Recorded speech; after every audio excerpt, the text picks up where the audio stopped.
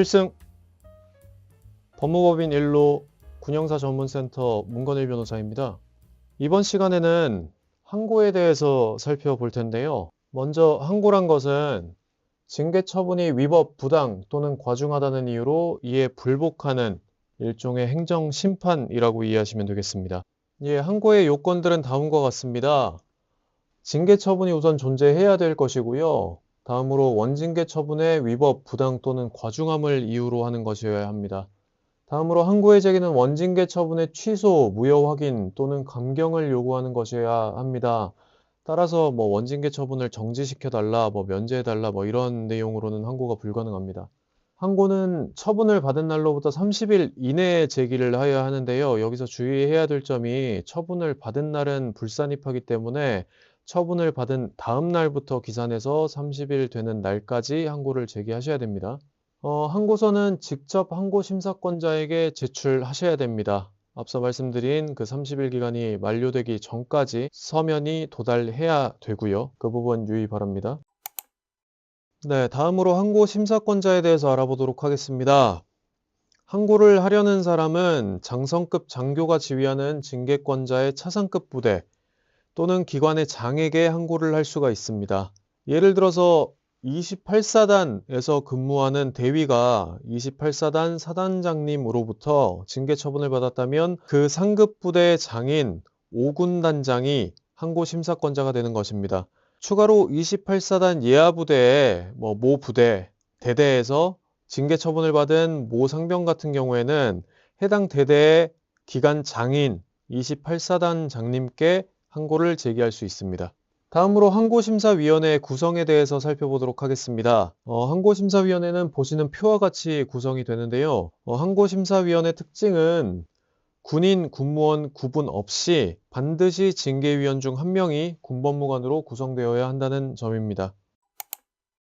다음으로 행정소송에 대해서 살펴보도록 하겠습니다. 항고인은 항고심사 결과에 불복하는 경우에 그 심사 결과에 대해서 행정소송을 진행할 수가 있는데요. 행정소송이라는 것은 행정청에 위법한 처분 등에 대해서 취소 또는 그 무효를 확인하여 달라는 취지로 법원에 소제기를 하는 것을 의미를 합니다. 징계 처분에 관해서 행정소송은 그 행정심판 전치주의라는 것이 적용되는데요. 행정심판 전치주의라는 것은 소송을 제기함에 앞서서 심판 절차로서 항고를 무조건 거쳐야 한다는 것을 의미합니다. 따라서 징계 처분에 대해서 항고라는 제도로 불복할 수 있기 때문에 항고를 거치지 않고 소를 제기하게 되면 행정심판 전치주의를 지키지 아니한 것으로 각하 처분이 일어나게 됩니다. 징계권자는 징계 처분이 행정법원에 의해서 절차상 하자 또는 양형의 과중을 이유로 무효가 확인되거나 취소되는 경우에는 판결의 취지를 이행하기 위해서 다시 징계의결 요구를 할 수가 있습니다. 지금까지 징계 처분에 대한 불복 방법인 항고와 행정소송에 대해서 알아보았습니다. 다음으로 저희가 실무를 진행하면서 가장 많이 물어보시는 부분들에 대해서 한번 정리를 해봤는데요. 실제로 징계 처분뿐만 아니라 징계로 인해서 어떤 불이익이 있는지 의뢰인분들께서 많이 문의를 주시거든요. 한번 구체적으로 살펴보도록 하겠습니다. 장교 및 부사관의 경우에는 징계 처분을 받은 전력이 인사자료표에 기재가 되는데요.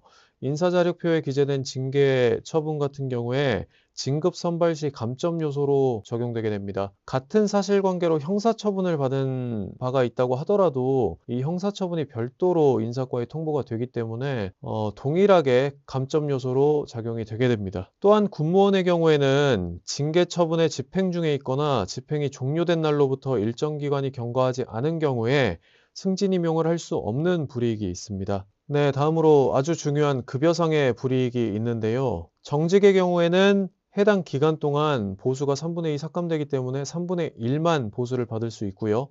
호봉 승급이 18개월 동안 제한됩니다. 여기에 정직 기간이 끝나는 날로부터이기 때문에 정직 기간만큼 가산된다고 보시면 되겠습니다. 감봉의 경우에는 해당 기간 동안 3분의 1이 삭감되기 때문에 보수의 3분의 2만 받을 수 있고요. 호봉 승급 제한 기간이 12개월입니다. 따라서 12개월에 감봉 기간을 더한 만큼 호봉 승급이 제한된다고 보시면 되겠습니다. 다음으로 근신의 경우에는 감액은 없지만 호봉 승급이 6개월 기간만큼 제한되기 때문에 이 부분 유의하셔야 되고요. 마지막으로 견책의 경우에는 보수 감액이 마찬가지로 없지만 호봉 승급이 근신과 마찬가지로 6개월 동안 제한됩니다. 징계 처분이 소멸되는 시점은 다음과 같습니다.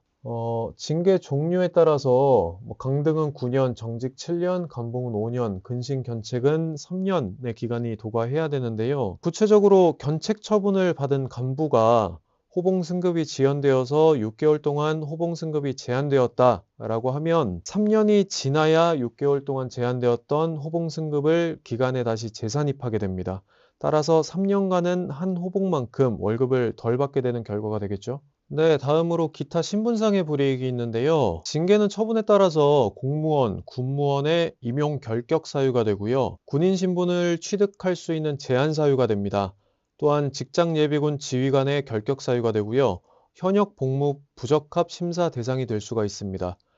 여기서 주의하셔야 될 점은 중징계 처분을 받거나 경징계라고 하더라도 동일 계급에서 2회 이상 처분을 받게 됐을 시에는 현역 복무 부적합 심사 조사 대상이 되어서 징계가 전역으로 이어지는 난관에 부딪힐 수도 있습니다. 마지막으로 기타 불이익으로 분류를 했는데요. 징계 처분을 받게 되면 정부 포상 지침에 따라서 정부 포상 등의 제한이 있고요. 의무 복무 기간에 불산이 되기 때문에 실제 복무 기간이 늘어나게 되는 불이익을 받게 됩니다. 네, 이번 시간에는 징계 처분에 대한 불복과 징계 처분으로 인한 불이익 등에 대해서 살펴봤는데요. 다음 영상에서는 변경식 변호사님께서 군 내에서 자주 발생하는 범죄 유형들에 대해서 아주 자세하게 다뤄주실 예정입니다. 이상으로 문건일 변호사였습니다. 감사합니다.